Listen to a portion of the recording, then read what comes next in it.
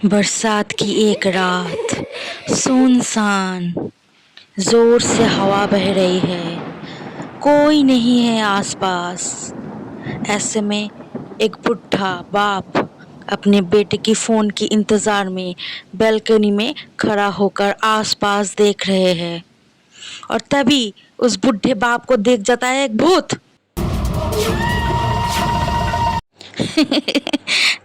Guys, आज हम बात करने वाले हैं जो दूसरा वो भूतनी वाला एपिसोड आया था ना, स्टोरी, उस बारे में। और उस एपिसोड में चंपक लाल जी का सबसे गंदा और सबसे ओवर एक्टिंग वाला जो एक्टिंग था वो बारे में।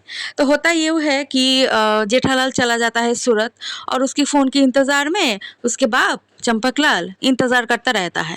और फ़ोन नहीं आता है, फ़ोन नहीं आता है करके एक टाइम पे फ़ोन आ जाता है। तो फ़ोन पे बात करते करते क्या होता है, सिग्नल के थोड़े प्रॉब्लम में वो बालकनी में चला जाता है। और बालकनी में जाते थोड़ा बहुत बात बात करके फ़ोन कट कर देता है। लेकिन तभी ट्विस्ट आता है कहानी में। वो क्या होता है कि वो बुढ़े को ना भूत में बहुत ज़्यादा डर लगता है, पता नहीं क्यों लगता है। एक तो गांव का इंसान है, बहुत ही जोशीला है, बहुत ही हिम्मत वाला है, लेकिन भूत से बेचारा डर जाता है। तो इसमें हम देखेंगे कि कैसे एक बुढ़ा बाप डर जाता है एक सुनसान बरसात की रात में एक भूत को देखकर, जो कि नहीं है होता, लेकिन वो डर जाता है। तो सामने ही मोहनलाल की जो फ्लैट होता है उसमें उसे दिखाई देता है एक परछाई और एक मोमबत्ती जल रही होती है, वो दिखाई देता है। और उसे तभी बहुत डर लगता है कि क्या हो रहा है, बारिश में कुछ दिखाई भी नहीं दे रहा है। तभी वो बालकनी में आके दिखता है कि हाँ, यहाँ पे एक मोमबत्ती जल रही है, जो कि मोहनलाल के फ्लैट वो खाली होता है, तो इसीलिए डर ज़्यादा लगता है कि कौन ये सब कर रहा है, मोमबत्ती जलाकर चला गया है और एक औरत की परछाई दिखाई दे रही है, हाथ में मोमबत्ती, ये सब देख कर वो डर जाता है। और यार, डर डर के जो उसने ओवर एक्टिंग किया है, वैसे तो चंपकलाल का कैरेक्टर ओवर एक्टिंग के लिए जाना जाता है, लेकिन इस स्टोरी में इतना इरिटेटिंग जो एक्टिंग किया है उन्होंने, मुझे बहुत गंदा लगा है, बहुत ही ज़्यादा। मतलब एक जो बुजुर्ग आदमी होता है ना, उसको डर थोड़ा कम ही लगता है, और वैसे भी गांव का आदमियों को तो डर कम ही लगता है। और जैसे कि वो जो दिखाया गया है चंपकलाल का जो कैरेक्टर, इतना मतलब हिम्मत वाला है, दूसरों को हिम्मत देता है सभी चीज़ों में। और जो करप्शन होता है, जो भी भ्रष्टाचार होता है उन लोगों के बारे में। और आपको याद होगा संग्राम सिंह के जो एपिसोड आया था उसमें भी वो खुद ही चला जाता है कि मुझे मुझे लड़ना है, मुझे लड़ना है। कि लेकिन इसमें देखिए ओवर एक्टिंग तो देखिए, एक औरत का परछाई देख के और एक वो हिलता हुआ वो सब देख के, दुपट्टा वुपट्टा देख के एकदम खींच के घर में घुस जाता है। पता नहीं क्या है इसमें, इसका इतना ज़्यादा डर क्यों लगता है, मुझे तो समझ में नहीं आता है। लेकिन हाँ, वो तब डर जाता है और भीड़े को फ़ोन करता है। पहले तो वो डर के एकदम मतलब घर में ही छुप के बैठा रहता है। फिर भीड़े को फ़ोन लगाता है और भीड़े भी इसमें समझ नहीं आता है जी क्या करूँ, क्या है इसमें।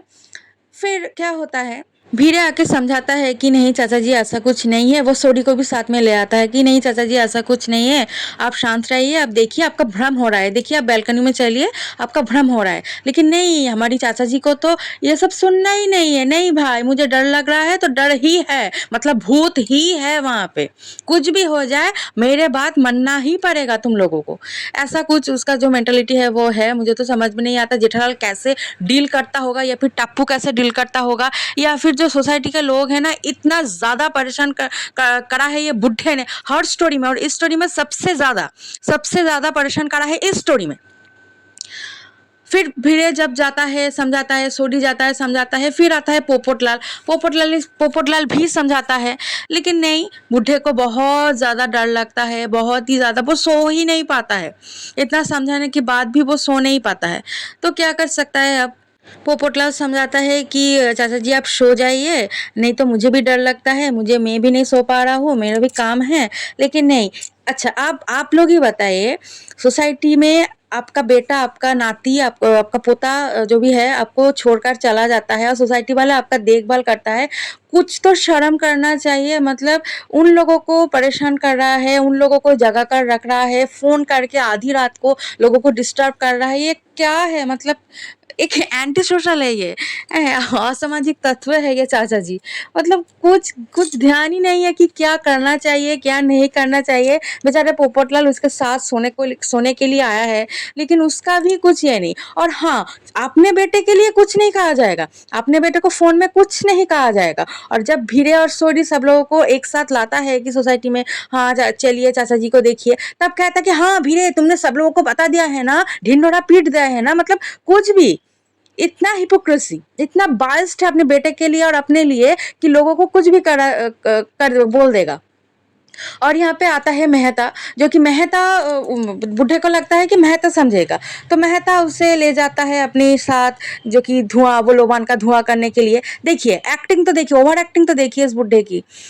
छिप के जा रहा है एकदम, मेहता की पीठ पे चढ़ जा तू, तभी अच्छा होगा।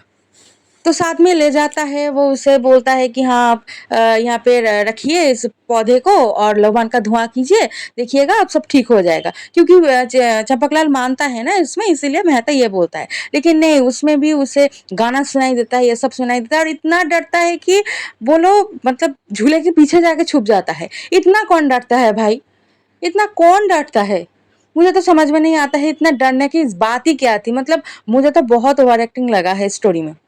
और देखिए मतलब झूले के ऊपर वो चढ़ जाता है, एक बुढ़े को ये सब शोभा ही नहीं देता है, एक बुजुर्ग आदमी को ये सब शोभा देता है क्या?